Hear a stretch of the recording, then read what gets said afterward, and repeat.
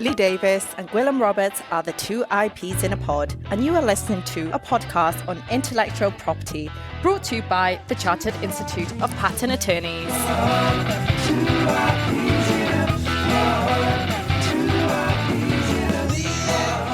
Hello Neil, I've not seen you for a little while, mate. Where have you been? Anywhere exciting?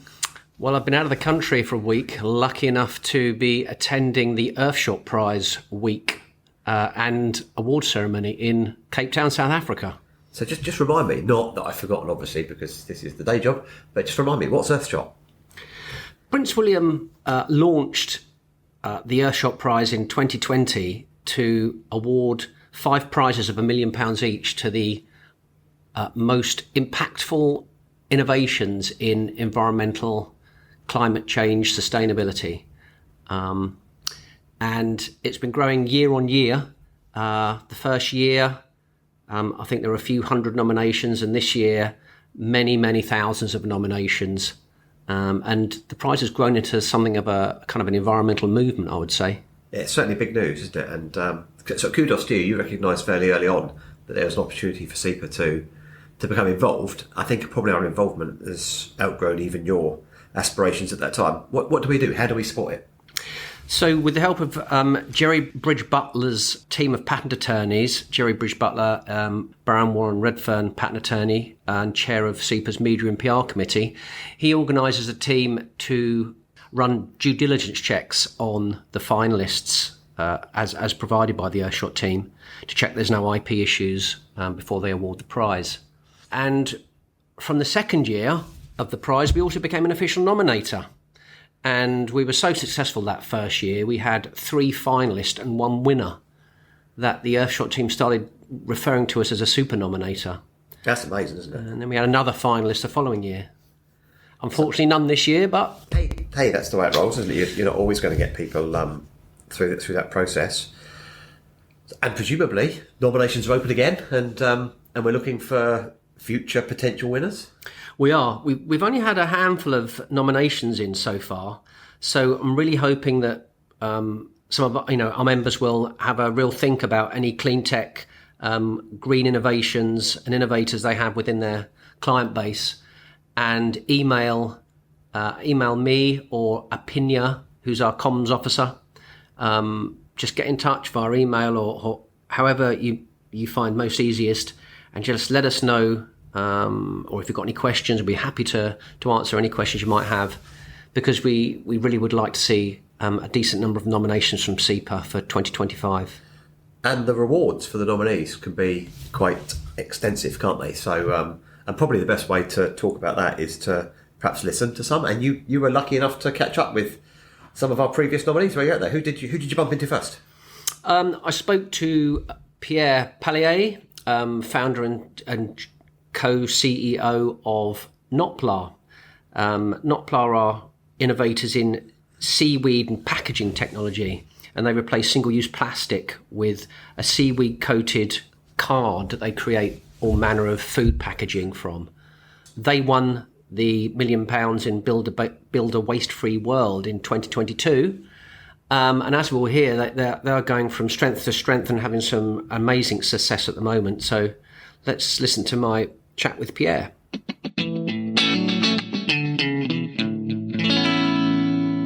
Pierre, I always seem to meet you at these Earthshot Awards. It's great to see you again. That's what tends to happen. So, since we last spoke, Notpla have had some amazing news with your new investment. Yeah, what can you tell us? Really exciting because we've now closed a £20 million round, and that's going to be incredibly helpful for growing Notpla, not just in our base in Europe, but also expanding to new geographies. We have a lot of interest from the US, so this is going to be helping us to get there. And that means that we have now a new group of investors backing us who are opening incredible doors, including Temasek Trust with C3H. So really exciting to have another Earthshot kind of like member who is deeply invested in Notpla and is going to help us to succeed. So I've got to ask you, how important do you think your patents are in attracting that investment or securing that investment? Well, when you're like a for-profit solution and there's a lot of tech and there's a lot of R&D, you need this kind of like protection from patents to be able to give the investors that like reassurance that all of those efforts are going to kind of like give you the return on investment. So patents are a very, very kind of like helpful way of giving that framework for innovation that rewards the inventors. And so that's why from the very beginning we were very keen to kind of like make sure that we were very well kind of like prepared on that front, to make sure that we were able to get those kind of like equity investors joining us and therefore fronting all of these efforts of R&D. And in terms of your technology and your products that you're putting into the market at the moment, are there any new products that we should be aware of? There's always some new patents filing in the background. Continuing to work with with Potter Clarkson and with the support from people who've been following us for a while, so they really understand as well what is kind of like leading edge in our kind of like space of seaweed packaging, how to differentiate ourselves from like the rest of the competition, and importantly just kind of like how we are starting to navigate new geographies and how we're going to kind of like strike partnerships, start to have the first kind of like licensing conversations. All of these things are kind of like revolving around like this important kind of like base, which is your IP portfolio. Thank you. And you were just talking to me earlier about the amazing pro bono work that Herbert Smith Freehills are doing with so many Earthshot finalists and winners. Can you tell us a little bit more about that and why you think there might be an opening for patent attorneys to do something similar? Well, I think they're truly like the unsung heroes of this Earthshot Prize support package. When you think about the Earthshot Prize, you think about Prince William, you think about the £1 million kind of like award for the 5 winners. But actually, like there is so much behind the scene that creates so much value. And one of the things that is not sexy to talk about, but that everyone needs, is legal advice. And so HSF has kind of like showed up and basically is helping all of the kind of like finalists navigate whatever situation they're in. They're doing this pro bono. This is their way of kind of like helping those kind of like innovators reach their kind of like goals. And so having like been literally getting their help to find some kind of like creative solutions to multi-stakeholder kind of like contracts and getting their expertise has been transformational for not Pla personally, but I've heard it from all of the other Earthshot kind of like finalists. So yeah, here's the idea, like what if we had the same kind of thing on the patent side of things? Not everyone is going to have new technology, but for the many Earthshot finalists who are kind of like technology based, what if there was those kind of like people that you can pick up the phone and have kind of like conversations, knowing that this is part of their wider efforts of like supporting innovators. And I think that would be very powerful. Might not be kind of like the thing that is the sexiest, making it on the front line of kind of like all the newspapers of the world, but that this is what actually like makes a difference in those companies. Thanks. I'll be taking that message back and seeing if we can make some progress on that front. Thanks, Pierre. Cool. So we also have Tess Chia from the Temasek Trust. I hope I pronounced that right. And you are the new investor that Pierre was just telling us about. Can you tell us why you're excited about Notpla's offerings and why you're investing? We're super excited to back Pierre and his amazing team at Notpla. So Notpla won their Earthshot Prize back in 2022, and Temasek Trust is a founding partner of the prize. Their business is aligned with our impact areas, their innovative product, their strong customer traction.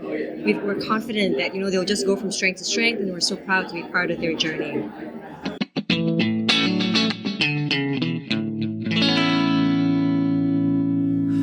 So good to hear Pierre's story there. It's one of continuing success, isn't it? And I know that he's become a little bit of a media star in his own right, isn't he? Because everyone wants to listen to the Notpla story. He and his co-founder Rodrigo, they are, I don't know if star is the right word, but I think they're inspirational figures in the world of food packaging, and what they're doing is amazing. I was really interested to talk to Pierre there about his hopes that with help from our members, we might be able to create some kind of offering in IP that Herbert Smith Freehill provide for the Earthshot Prize in terms of help with other areas of law. I spoke to a number of other finalists who thought that would be probably transformational for many Earthshot finalists and their ability to scale. So we'll be reaching out to members and seeing what we can do on that front. So watch this space in terms of other opportunities that there might be to get involved in supporting Earthshot as it goes from strength to strength. Very much so. But it wasn't just Pierre and not Pla that you bumped into very straight there, was it? You came across another former nominee. I always seem to bump into Pierre and Natasha at these Earthshot Awards, which is funny in a way because we've had other finalists who I never seem to bump into in the way that I bump into Pierre and Natasha. But it's always great to see them and to hear what they've been up to in the intervening months and years. But Natasha Balding is CEO of Low Carbon Materials, who were a finalist in 2022. I was so pleased for Natasha, I forgot they were a finalist, and I for a second there I introduced her as a winner. You'll hear, but hey, you're speaking to someone who always stumbles over podcasts. So I think at the end of the day, podcasts are just natural speech, aren't they? And and these things happen. They've had many new partnerships and releasing new products regularly, all patent protected, and you'll hear Natasha talk about their licensing model, which is central to their success. Let's get Natasha on, shall we?